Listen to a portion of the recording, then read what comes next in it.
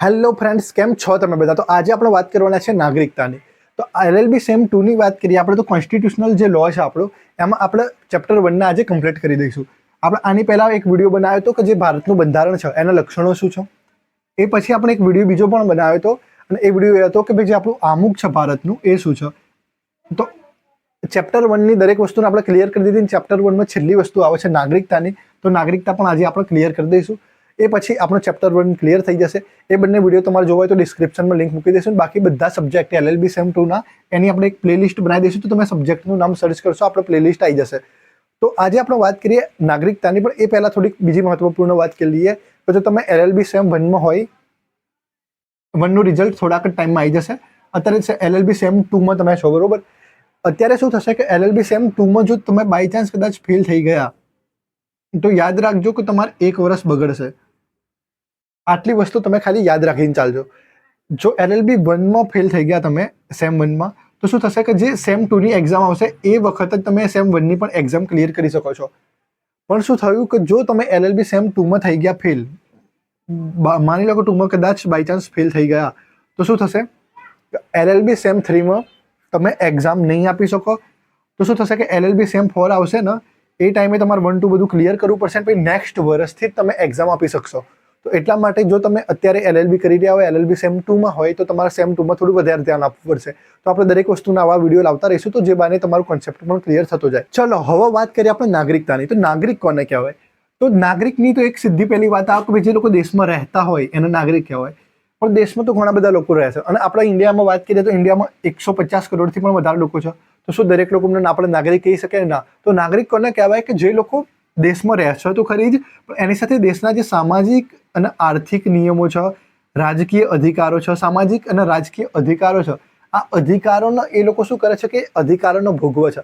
એ જ વ્યક્તિ કહેવાશે એ દેશનો નાગરિક. પેલા દેશમાં રહેતો હોય, એના સામાજિક અને રાજકીય અધિકારોનો ભોગવતો હોય અને દેશમાં એને શું કહેવાય કે અલગ પ્રકારનું એક સ્થાન મળી દીધું હોય, એ વ્યક્તિ છે દેશનો નાગરિક. તો આપણા દેશની વાત કરીએ તો આપણા દેશમાં એકલ નાગરિકતાની સિસ્ટમ છે. એકલ નાગરિકતાનો શું મતલબ થયો કે તમે ખાલી ભારતના નાગરિક છો. જ્યારે આપણે અમેરિકાની વાત કરીએ, માની લો કે અમેરિકા છે, બરોબર? તો આ અમેરિકામાં જેટલા પણ રાજ્યો છે, માની લો કે અમેરિકામાં 4 રાજ્યો છે, તો તમને શું થશે કે અમેરિકાનું એટલે કે યુએસએનું તો શું કહેવાય કે નાગરિકતામાં મળશે જ, પણ એ સિવાય તમે જે રાજ્યના છો એ રાજ્યનું પણ તમને શું કહેવાય કે નાગરિકતા મળશે. તો એ સિવાય એમ કે શું થઈ ગયું કે તમે યુએસએની પણ નાગરિકતા ધરાવો છો, આ રાજ્યની પણ ધરાવો છો. પણ ઇન્ડિયામાં કેવું છે કે જે ઇન્ડિયા છે, તમે રહો છો તમિલનાડુ કાં તો તમે રહો છો ગુજરાત, તમે જ્યાં પણ રહો છો, તમારી જોડે જે નાગરિકતા હશે એ ઇન્ડિયાની જ હશે અને તમે ગુજરાત રાજ્યના શું કહેવાશો? તમે ગુજરાત રાજ્યના રહેવાસી કહેવાશો. તો આટલી વસ્તુ મહત્વની યાદ રાખવી જોઈએ કે જો તમે કોઈ વ્યક્તિ, માની લો કે કોઈ ભારતનો જ વ્યક્તિ છે અને એ શું કરે છે કે વિદેશ જતો રહે છે અને વિદેશ જઈને શું કરે છે કે વિદેશી નાગરિકતા લઈ લે છે, તો એ વ્યક્તિ ભારતનો નાગરિક નહીં બને. કેમ નહીં બને? કારણ કે આપણી જોડે એકલ નાગરિકતાની સિસ્ટમ જ છે. તો જો તમે બીજી કોઈ જગ્યાની નાગરિકતા લઈ લીધી તો તમારી અહીંયાથી નાગરિકતા જતી રહેશે. હવે સૌથી મોટી વાત કે નાગરિક અને વિદેશીઓ વચ્ચે ફરક શું હોય છે? તો જ્યારે આપણે ફરકની વાત કરીએ છીએ તો આપણી સામે આવે છે અમુક આર્ટિકલ્સ. એ આર્ટિકલ્સ જોશો તો તમને ખબર પડી જશે કે નાગરિકો અને વિદેશીઓ વચ્ચે શું મોટો ફરક હોય છે. તો આપણે વાત કરીએ આર્ટિકલ 15ની. આર્ટિકલ 15 શું કહે છે કે જે ધર્મ, જ્ઞાતિ, જાતિ આધારિત જે ભેદભાવ છે એ ભેદભાવ તમે ના કરી શકો. પણ જો તમે વિદેશી હોય તો તમારી ઉપર એવા ભેદભાવ થઈ શકે છે. હવે આ થોડુંક ઇનલોજિકલ લાગ્યું કે કઈ રીતે? તો રિયાલિટી તો એ જ છે કે વિદેશી જોડે ભેદભાવ થાય છે. માની લો કે ભાઈ કોઈ વિદેશી છે જે અમદાવાદમાં ફરવા માટે આવ્યો હોય, તો આપણી જે નોર્મલ વસ્તુ ચાલતી હોય, નોર્મલી જે આપણો રેટ ચાલતો હોય એ રેટથી શું કરીશું? આપણે એ વિદેશી જોડેથી વધારે પૈસા લઈશું. તો એ પ્રમાણે જોઈએ તો વિદેશી જોડે શું થશે? ભેદભાવ થશે. પછી વાત કરીએ આર્ટિકલ 16ની. આર્ટિકલ 16 શું કહે છે? આર્ટિકલ 16 એમ કહે છે કે ભાઈ દરેક લોકોને નોકરીમાં સમાનતા મળશે. પણ શું આપણા વિદેશી લોકોને નોકરી આપે છે? નથી આપતા. પ્રાઇવેટ કંપની વિદેશી નોકરી આપી શકે, પણ ગવર્મેન્ટ વિદેશીને નોકરી નથી રાખતી. હવે કેમ નથી રાખતી? કારણ કે દેખો, આ દેશમાં આમ જ કોમ્પિટિશન બહુ છે, તો વિદેશોને થોડી ચાન્સ અપાય. હવે IAS બનવું છે, તમારે IPS બનવું છે, તો આ બહુ જિમ્મેદારીનું કામ છે. તો ભારતની બહારના નાગરિકોને આપણે આ પ્રકારની કામ ના આપી શક્યા. તો આર્ટિકલ 16થી પણ એમને બહાર રાખવામાં આવેલા છે. આર્ટિકલ 19 શું કહે છે કે તમને બોલવાની અભિવ્યક્તિની સ્વતંત્રતા છે, એ સાથે તમે ગમે તે હરીફરી શકો છો. તો આ બધી જે સ્વતંત્રતાઓ છે એ ખાલી ને ખાલી ભારતના નાગરિકોને મળે છે, વિદેશીઓને નહીં. આર્ટિકલ 29 અને આર્ટિકલ 30ની વાત કરીએ તો લઘુમતીઓની વાત કરે છે, જે શિક્ષણ સંસ્થાઓ સ્થાપવાની છે કાં તો જે એમનું શું કહેવાય કે એમનું વૈવિધ્ય, એમનું માળખું છે, એમના વારસો છે એ સાચવવાની વાત કરે છે. તો એ પણ ખાલી ને ખાલી એ ભારતના નાગરિકો માટેની વાત છે. તો આટલી આર્ટિકલ તમારે યાદ રાખવી જોઈએ, 15, 16, 19, 29 અને 30. આના સિવાય ફંડામેન્ટલ રાઇટ્સમાં બાકી બધી વસ્તુ એ શું થશે કે વિદેશીઓ પર પણ લાગુ પડશે, પણ આ વસ્તુ આટલાય આર્ટિકલ્સ વિદેશીઓ પર લાગુ નહીં પડે. તો આટલી મહત્વની વસ્તુ છે. એ સિવાય તમારે જો ભારતમાં રાષ્ટ્રપતિ બનવું હોય, પછી વાઇસ પ્રેસિડેન્ટ બનવું હોય, ચીફ જસ્ટિસ ઓફ ઇન્ડિયા બનવું હોય, કાં તો ચીફ જસ્ટિસ બનવું હોય હાઈકોર્ટના, કાં તો તમારે ખાલી જજ જ બનવું હોય, તો તમારી પહેલી ક્વોલિફિકેશન શું માગશે કે તમે LLB તો બહુ દૂરની વાત છે, તમારી સૌથી પહેલી ક્વોલિફિકેશન એ હશે કે તમે ઇન્ડિયન છો કે નહીં. જો તમે ઇન્ડિયન છો તો જ તમે પછી LLB નું સર્ટિફિકેટ બતાવી શકો છો, પછી એડવોકેટનું સર્ટિફિકેટ બતાવી શકો છો. તો સૌથી પહેલી ક્વોલિફિકેશન શું થાય કે તમે ઇન્ડિયન છો. જ્યારે તમારે IAS બનવું હોય, તમારે IPS બનવું હોય, તો શું થશે કે તમારે સૌથી પહેલાં માગશે કે ભાઈ તમે ઇન્ડિયાના રહેવાસી છો. હા, તો શું તમે ઇન્ડિયાના નાગરિક પણ છો? જો તમે ઇન્ડિયાના નાગરિક ના હોય તો તમે આ બધી એક્ઝામ પણ ના આપી શકો. સૌથી મહત્વની વાત કે તમારે ઇન્ડિયાનું નાગરિક હોવું પણ જરૂરી છે. તો તમારે ભારત સરકારમાં બહુ મોટા પદ ઉપર જવું હોય તો તમે ભારતના નાગરિક હોવા જોઈએ. એ સાથે જ તમારે MLA બનવું છે, તમારે MP બનવું છે, તો શું થશે કે તમે નાગરિક હોવા જોઈએ. અને એ સિવાય તમને નાગરિકતામાં ખબર જ હશે કે જો ભારતનું નાગરિક હશે એ જ 18 વર્ષથી મોટો હશે તો જ એ વ્યક્તિ વોટિંગ કરી શકશે. 18 વર્ષ પછી જ ભારતની નાગરિકતા મળશે. એટલે જેમ જ તમારું ચૂંટણી કાર્ડ તમારા હાથમાં આવી ગયું, તમે ભારતના નાગરિક બની ગયા, એવું તમારું માની ચાલવાનું. હવે ઘણા બધા એવા લોકો હોય છે કે જે લોકો 20, 21 કે 22 વર્ષના પણ થયા, પણ એ લોકોની જોડે શું હોય છે કે એમનું વોટર ID હોતું નથી. તો આનો શું મતલબ થયો કે જ્યારે તમે વોટ આપો છો ને તો ત્યારે તમે તમારા જે નાગરિક તરીકેના જે અધિકારો છે એ અધિકારોનો તમે પ્રોપર રીતે યુઝ કરો છો. તો આટલી વસ્તુ તમારે યાદ રાખવી જોઈએ. નાગરિકતાની બીજી એક મહત્વની બાબત જોઈએ તો અહીંયા લખેલું છે કેન્દ્ર યાદી, એટલે કે આ જે નાગરિકતા છે એ નાગરિકતા કેન્દ્ર યાદીમાં આવે છે. હવે બે વસ્તુ હોય છે, એક રાજ્યની યાદી હોય છે, એક કેન્દ્રની યાદી હોય છે. એ બધી વસ્તુ શું હોય છે, શક્તિઓનું વિભાજન કઈ રીતે કરેલું હોય છે, એ દરેક વસ્તુ આપણે સમજી લઈશું. બાકી તમારે સત્તાનું વિભાજન જોવું હોય કે સત્તાનું વિભાજન કઈ રીતે કરવામાં આવેલું છે, તો એ વિશે આપણે એક વિડીયો બનાવેલો છે, તમે જઈને જોઈ શકો છો. ડિસ્ક્રિપ્શનમાં આપણે લિંક મૂકી દઈશું. જે વિડીયો તમારા ક્રિમિનલ લો પેપર, જે વિડીયો તમારા કોન્સ્ટિટ્યુશનલ લો પેપર 2માં બહુ જ કામમાં આવશે. એ પછી આપણે વાત કરીએ કે જે નાગરિકતા છે એ ક્યાં આપવામાં આવી છે. તો જે ભારતનું બંધારણ છે એનો જે ચેપ્ટર 2 છે, અચ્છા, ભારતના બંધારણમાં આમ જોવા જઈએ તો એમાં ચેપ્ટર પણ નથી, એમાં પાર્ટ આપેલા છે. તો ભારતના બંધારણનું જે પાર્ટ 2 છે એનામાં જો 5 થી લઈને 11 સુધીની જે આર્ટિકલ્સ છે એમાં નાગરિકતાનો ઉલ્લેખ કરવામાં આવેલો છે. હવે આપણે ડાયરેક્ટલી 5 થી આર્ટિકલ્સ જોઈશું તો તમને બી મજા નહીં આવે, તો આપણે 1 થી 4 આર્ટિકલ એકદમ બેઝિકમાં જોઈ લઈએ. તો આર્ટિકલ સૌથી પહેલા તો આપણું આવશે પ્રિયમ્બલ, જે આપણા સિલેબસનો ભાગ પણ છે, જેનો આપણે વિડીયો પણ બનાવેલો છે. તો તમે જઈને પ્રિયમ્બલ તો જોઈ લોજો એકવાર, કારણ કે પ્રિયમ્બલ તમે જોઈ લેશો તો તમારું ઘણું બધું કોન્સેપ્ટ ક્લિયર થઈ જશે. તો તમારે સૌથી પહેલા એક કામ કરવું જોઈએ કે તમારે પહેલા બંધારણના લક્ષણો વાળો વિડીયો જોઈ લેવું જોઈએ, પછી તમારે પ્રિયમ્બલ વાળો વિડીયો જોવો જોઈએ, પછી તમારે જઈને આ વાળો વિડીયો જોવો જોઈએ. એ પછી વાત કરીએ કે જો તમે પ્રિયમ્બલ વાળો સમજી લીધું, ભારતના બંધારણની તમે જેમ વાત કરશો તો સૌથી પહેલા આવશે પ્રિયમ્બલ. એ પછી આવશે આપણું ચેપ્ટર 1 પાર્ટ 1. પાર્ટ 1માં શું છે, યુનિયન એન્ડ ઇટ્સ ટેરિટરી. એની વાત કરીએ તો 4 આર્ટિકલ આવશે એમાં, 1, 2, 3 અને 4. આર્ટિકલ 1 શું કહે છે? આર્ટિકલ 1 એમ કહે છે કે ભારત અર્થાત ઇન્ડિયા, એટલે કે ઇન્ડિયા ભારત છે અને ભારત ઇન્ડિયા છે, એટલે કે આપણા દેશના બંને ઓફિશિયલ નામ છે. કયા કયા? ભારત અને ઇન્ડિયા, બરોબર. હિન્દુસ્તાન આપણા દેશનું ઓફિશિયલ નામ નથી. તો ભારત અથવા ઇન્ડિયા જે શું છે એ યુનિયન છે કોનું? સ્ટેટ્સનું. એટલે કે ભાઈ ભારતના જે રાજ્યો છે એ રાજ્યો ભેગા થઈને સંઘ બનાવે છે. એટલે સૌથી પહેલા આર્ટિકલ 1 થી આપણે એટલી ખબર પડી જાય કે જે ભારતના જે શું કહેવાય કે રાજ્યો છે એ રાજ્યો ભારતથી અલગ ના થઈ શકે.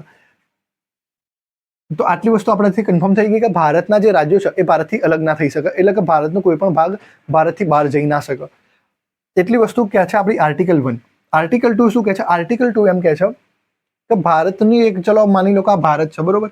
ભારતની અંદર એટલે કે કોઈ રાજ્ય ભારતની બહાર ના જઈ શકે, પણ કોઈ બહારની વસ્તુ ને જો ભારતમાં લાવી હોય તો આપણું જે સંસદ છે એ લાવી શકે છે.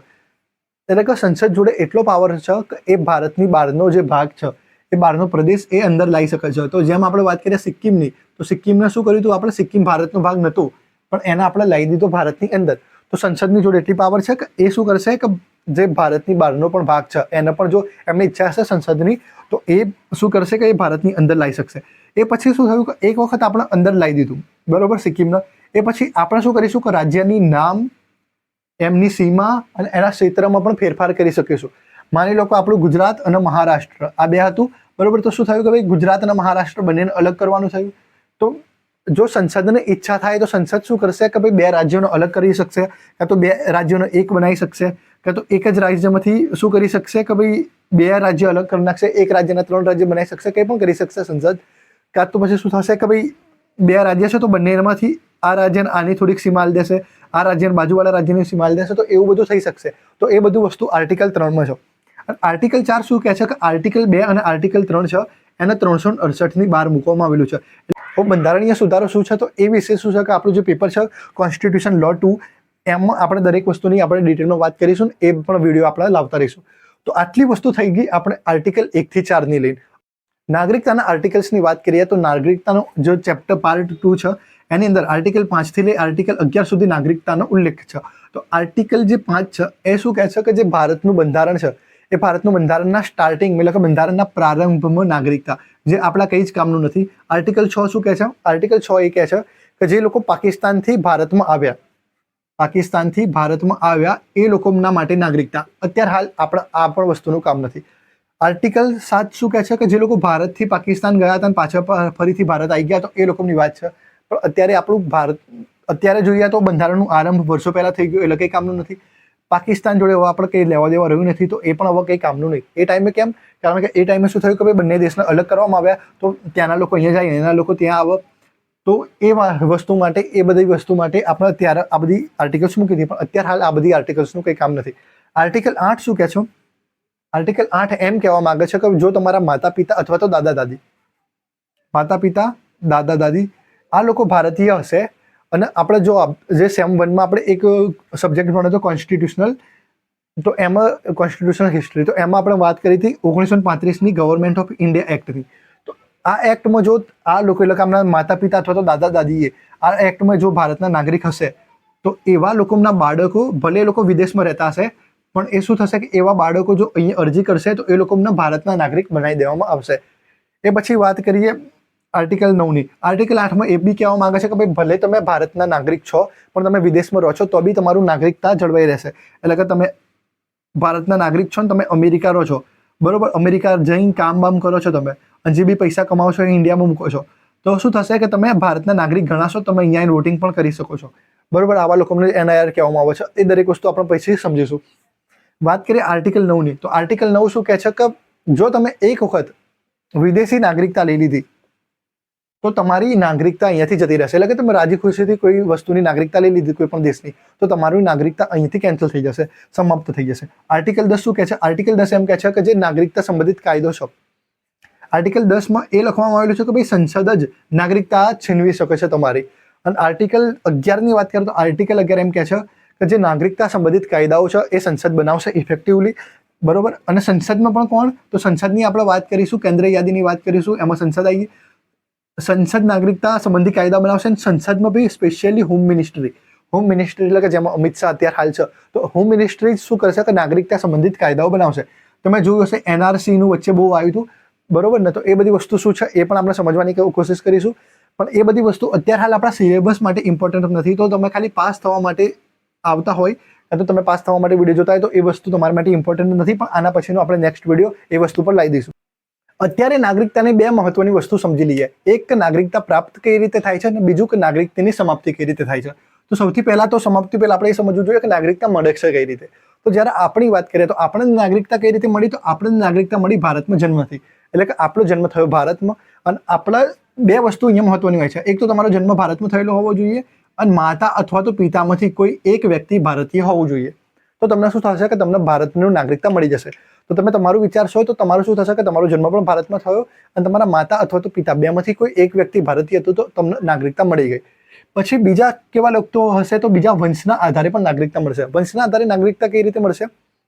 તો માતા અથવા તો પિતા બેમાંથી કોઈ એક વ્યક્તિ શું હોવું જોઈએ? ભારતીય હોવું જોઈએ. અને એ પછી શું થાય કે એ લોકોએ રાજદૂત કચેરીમાં જઈને રજીસ્ટ્રેશન કરાવવા માટે એપ્લિકેશન આપી દીધી હોય તો શું થશે કે એ વ્યક્તિ આપણા ભારતનું નાગરિક બની શકશે. તો બે રીત થઈ ગઈ. ત્રીજી વસ્તુ મહત્વની છે કે નોંધણી કરીને પણ વ્યક્તિ નાગરિક બની શકશે ભારતનો. તો એના નોંધણી માટે કઈ વસ્તુ જોઈશું કે એ 7 વર્ષથી ભારતમાં રહેતો હોય તો એ નોંધણી કરાવી શકશે અને ભારતનો નાગરિક બની શકશે.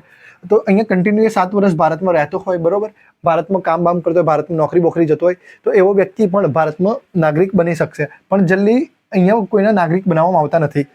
એ પછી વાત કરીએ પ્રાકૃતિક રૂપથી. આ સૌથી મહત્વની વસ્તુ છે.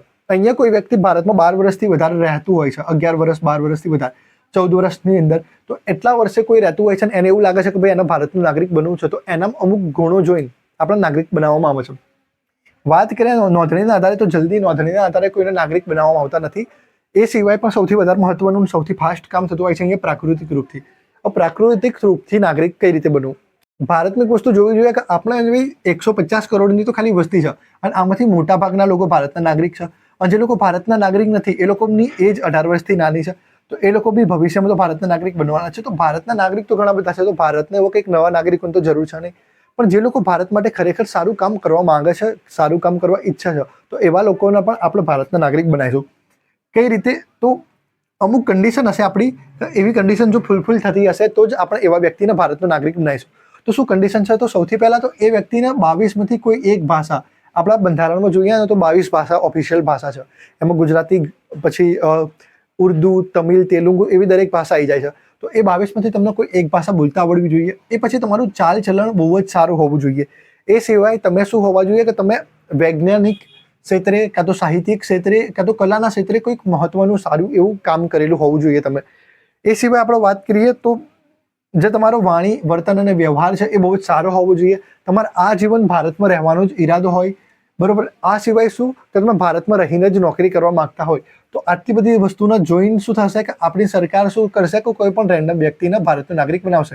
પણ એ સિવાય બીજી મહત્વની વસ્તુ શું છે કે એ જે વ્યક્તિ છે, એટલે કે એ જે ભારતીયનો વ્યક્તિ છે એ કન્ટિન્યુ છેલ્લા કેટલા 12 થી 14 વર્ષ સુધી એ કન્ટિન્યુ ભારતમાં રહેલો હોવો જોઈએ.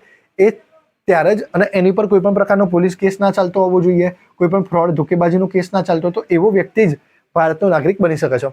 એ પછી વાત કરીએ કે નાગરિકતાની સમાપ્તિ કઈ રીતે થાય છે. હા, બીજી એક મહત્વની વાત કે અર્જિત ક્ષેત્રથી પણ ભારતનું નાગરિક બની શકાય છે. હવે અર્જિત ક્ષેત્ર આ શું છે? તો આપણે વાત કરી હતી આર્ટિકલ 2 ની. આર્ટિકલ 2 ની વાત એટલા માટે જ કરવામાં આવી હતી કે આર્ટિકલ 2 માં શું કહેવામાં આવ્યું? આર્ટિકલ 2 માં એ કીધું હતું કે જો તમારે ભારતની બહારની પણ કોઈ જગ્યા લેવી હોય, બરોબર, તો તમે શું કરશો? સંસદ દ્વારા એ લઈ શકશો. હવે આપણે ભારતના બહારની કોઈ જગ્યા લઈશું તો એ શું થઈ જશે? ભારતનો પાર્ટ ગણાઈ જશે. માની લો કે આ ભારત છે, આ સિક્કિમ છે, બરોબર. જેમ જ આપણે સિક્કિમને આપણા અંદર કવર કરી લીધું તો શું થયું કે સિક્કિમ બની ગયો ભારતનો પાર્ટ. તો સિક્કિમ જેમ જ ભારતનો પાર્ટ બની ગયો તો શું થશે કે સિક્કિમ બી થઈ ગયું ભારતનો અભિન્ન અંગ. તો સિક્કિમ ભારતનો અભિન્ન અંગ થઈ ગયો તો સિક્કિમ વાળાને ઓટોમેટિકલી નાગરિકતા મળી જશે. એમ જ વાત કરીએ ગોવાની, તો ગોવાવાળાને પણ શું થયું કે એમને નાગરિકતા મળી ગઈ. દીવની વાત કરીએ તો દીવવાળાને એમને નાગરિકતા મળી ગઈ. દમણની વાત કરીએ એમને નાગરિકતા મળી ગઈ. તો શું થયું કે ભાઈ તમે ભારતના નાગરિક નથી, પણ તમે એવા પ્રદેશમાં આવો છો કે જે પ્રદેશના શું થયું કે ભાઈ ભારતના લોકોએ એમના અંદર સામેલ કરી દીધો, તો તમે શું થઈ જશો? ઇનડાયરેક્ટલી ભારતના નાગરિક થઈ જશો. હવે વાત કરીએ નાગરિકતાની સમાપ્તિ કઈ રીતે થાય છે. તો સૌથી પહેલી વસ્તુ જે આપણે આર્ટિકલ 8 માં વાત કરી હતી કે સ્વયં ત્યાગ.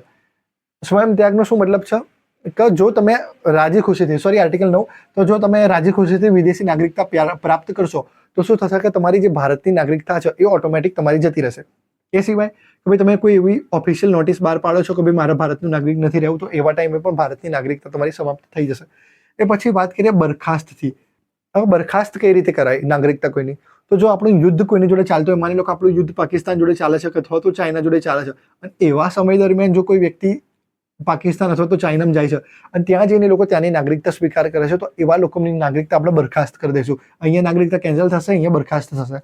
એ પછી વાત કરીએ સરકારી આદેશ. હવે સરકાર એવો કેમ આદેશ આપશે?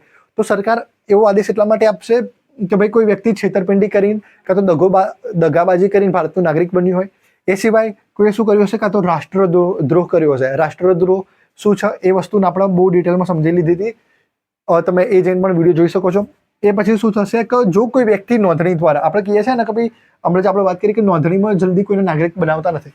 હવે જો કોઈને નોંધણીથી નાગરિક બનાવ્યો અને એવા વ્યક્તિએ શું કર્યું કે ભાઈ એવા વ્યક્તિ પર કોઈ ક્રિમિનલ કેસ બની ગયો, એને 2 વર્ષની સજા મળી ગઈ, તો એવો વ્યક્તિ પણ ભારતનો નાગરિક નહીં રહી શકે.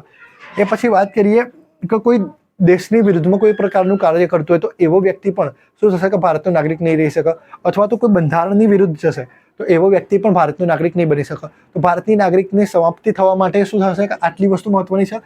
ભારતની નાગરિકની પ્રાપ્તિ કઈ રીતે થશે? જન્મથી થશે, માતા પિતા કોઈ એક હોવું જોઈએ ભારતીય, વંશના આધારે થશે, અથવા તો નોંધણીથી થશે, અથવા તો પ્રાકૃતિક રૂપથી થશે, અથવા તો અર્જિત ક્ષેત્રથી થશે.